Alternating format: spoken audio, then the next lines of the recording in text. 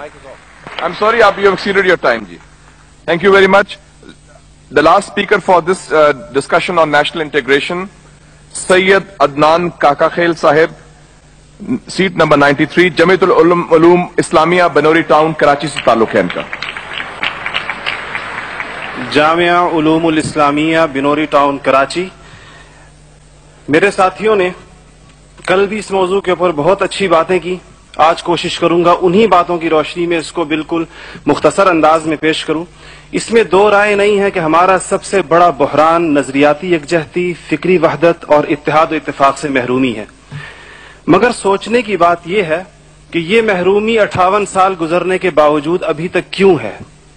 उसकी वजह यह है कि वो जो बुनियादी प्लेटफॉर्म दिया गया था कि पाकिस्तान का मतलब क्या, ला इलाहा इल्लल्लाह, उस पर कंफ्यूजन्स पैदा कर दी गई. एक सोचे समझे मंसूबे के तहत अभी तक पूछा जा रहा है कि पाकिस्तान क्यों बनाया गया था, कायद का विजन क्या था. क्या ये चीजें बहुत क्लियर नहीं है? और क्या इस सवाल का जवाब मैं या आप दे सकते हैं या वो नस्ल दे सकती है जिसने तख्लीक पाकिस्तान के खाके में अपने खून से रंग भरा था. ये उनकी रूहों के साथ मजाक है, ये उनकी रूहों के साथ मजाक है, ये उनकी कुर्बानियों का मजाक है कि जी आप तो कट मरे, हमें समझ ही ना आया कि आपका मसला क्या था. हमारा दूसरा बड़ा मसला अमन व अमान की दिगरगू सूरत हाल है और बदकिस्मती से इसको बाज औकात कहा जाता है कि इस्लाम जिम्मेदार है. हालांकि कुरान का मुताला बताता है कि सबसे ज्यादा इस्लाम अमन व अमान के ऊपर जोर देता है. इब्राहीम अलैहिस्सलाम की दुआ तो जरा देखिए. मईशत की बात बाद में करते हैं, इकोनॉमी की बात बाद में करते हैं, पहले अमन की बात करते हैं. फरमाते हैं रब्बि जअल हाज़ल बलद आमिना, इलाही मेरी इस बस्ती को अमन का गहवारा बना दे. फिर फरमाते हैं वर्ज़ुक़ अहलहु मिनस समरात, इसमें रहने वालों को इनकी मईशत भी ठीक कर दीजिए. और अल्लाह ताला भी जब अपने इनामात गिनवाते हैं तो फरमाते हैं इब्राहीम अलैहिस्सलाम को कि वइज़ जअलनल बैत मसाबतन लिन्नासि व अमना, हमने आपको एक ऐसी जगह बसाया जिसको बार बार आने की जगह और अमन का गहवारा बनाया. ये तो बात बिल्कुल वाज़े है. मसला ये है हमारा अमन व अमान तबाह क्यों हुआ, हमारा नौजवान किस तरह दहशतगर्दों का आला बना और हम रोज बरोज लाकानूनियत की दलदल में क्यों धंसे जा रहे हैं. जनाब सदर, नोट करने की बात है कि ये सबक उसको किसी मजहब ने नहीं सिखाया, ये सबक उसको किसी दीन ने नहीं बताया. ये तबकाती तफरीक, इस्तेहसाली निजाम, टैलेंट की बेकदरी, तालीमी ढांचे का खोखलापन, बे इंतहा करप्शन और इख्तियारात के नाजायज इस्तेमाल वो खौफनाक मसाइल हैं जो नौजवान को इस तरफ लेकर गए हैं. आप ये मसाइल हल कर दीजिए, आप ये मसाइल हल कर दीजिए, फिर देखिए ये नौजवान दहशतगर्द है या अमन पसंद है. हमारा तीसरा सबसे बड़ा मसला जो इस वक्त बहुत अहमियत का हामिल है, जमहूरी रिवायात का फुकदान है. हम अभी तक हकीकी जमहूरी कल्चर और अवामी मैंडेट के एहतराम के माहौल को पैदा करने में नाकाम रहे हैं. टूटती बनती असम्बलियों, इंतखाबी धांधलियों और जनाब सदर अहम कौमी मसाइल में पार्लियामेंट को बाईपास करने की रिवायात ने अवाम का एतमाद मौजूदा पॉलिटिकल सिस्टम से उठा दिया है. इसके लिए हमें अपने उस पड़ोसी मुल्क से सबक सीखना चाहिए जहां से मुशाहिद साहब तशरीफ लाए हैं और आप अनकरीब जाने वाले हैं. उनकी और हमारी तारीख आजादी एक ही है. उनको और हमको हमें और उनको एक जितना वक्त मिला है, मगर उन्होंने अपने यहाँ जमहूरी अक़दार को इतना मजबूत कर दिया है कि हुकूमत कितनी नाकाम साबित क्यों ना हो जाए, कोई भी उस्ताद टूट पड़े, ये नहीं हो सकता कि फौज बैरकों से निकले इक़्तिदार में आकर बैठ जाए. इसी तरह जनाब सदर, मैं ये समझता हूं कि आज इस हॉल में लगी हुई कायद की तस्वीर आपसे पूछ रही है, आगे आप खड़े हुए हैं कि जनरल तुम तो सरहदों के रखवाले हो, तुमको ईवान इख्तिदार की राह किसने दिखाई है. और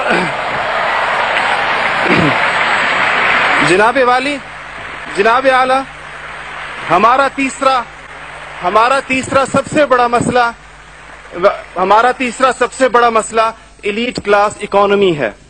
आपके आदादो शुमार के जादूगर कह रहे हैं कि मईशत तरक्की कर रही है, ज़र मुबादला के ज़खायर बढ़ रहे हैं, कर्जे कम हो गए हैं, कशकोल टूट गई है. आप बार बार कहते हैं पहले हम मांगने जाते थे, अब हम देने जाते हैं. और अवाम हैरान है कि खुदाया क्या माजरा है. मईशत तरक्की कर रही है, गरीब का चूल्हा बुझ रहा है, ज़र मुबादला के ज़खायर बढ़ रहे हैं, पेट्रोल की कीमतें आसमान से बातें कर रही हैं, रुपए की روپے کی قیمت ڈی ویلیو ہوتے ہوتے کہاں آ کھڑی ہوئی ہے. اور اس کے بعد ایک اور بات جناب صدر, آپ نے کہا کہ بسنت منانے سے کچھ نہیں ہوتا. اسلام تفریح سے ہرگز منع نہیں کرتا, بلکہ صحت مند تفریح کی حوصلہ افزائی کرتا ہے, مگر خدارا محروموں لاچاروں کی آرزوؤں کے مزار پر دھما چوکڑی نہ مچائی جائے. دیکھیں اسلام یہ کہتا ہے اگر ایک گھر کے اندر ایک عجیب تاثر ہے, ٹھیک ہے لوگ انفرادی طور پہ پتنگ اڑائیں, کوئی اس کو حرام نہیں کہتا, مگر جب ایک غریب دیکھتا ہے کہ میرے پیٹ میں روٹی نہیں, میرا صدر پتنگ بازی کر رہا ہے, تو وہ یوں سمجھتا ہے کہ ہمارے درمیان کوئی گیپ ہے. آپ بالکل وہ سمجھتا ہے, غریب کہتا ہے کہ میں, غریب دیکھتا ہے, غریب آپ کو اس کے احساسات کا بالکل اس طرح لگتا ہے ایک گھر کے اندر میت پڑی ہو اور آپ دوسرے گھر کے اندر ڈرم بجائیں کہ میں تو آزاد ہوں, غم تو تمہارا ہے میرا نہیں ہے. تو اس کو کوئی بھی اس کی اجازت نہیں دے گا, کوئی بھی مذہب کہے گا کہ نہیں, اس کا احساس کیجئے, اس کے اشک شوئی کریں, اس کو سینے سے لگائیے.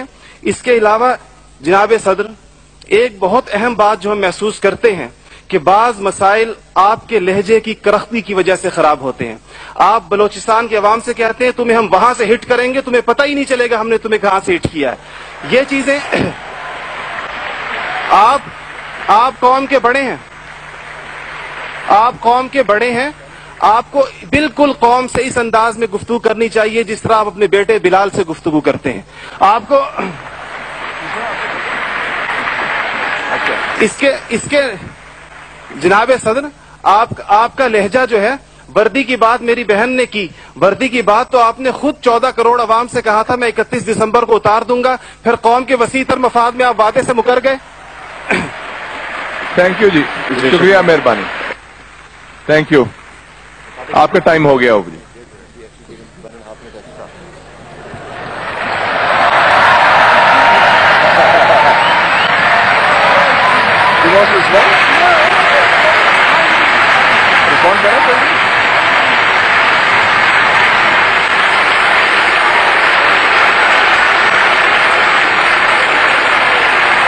Okay.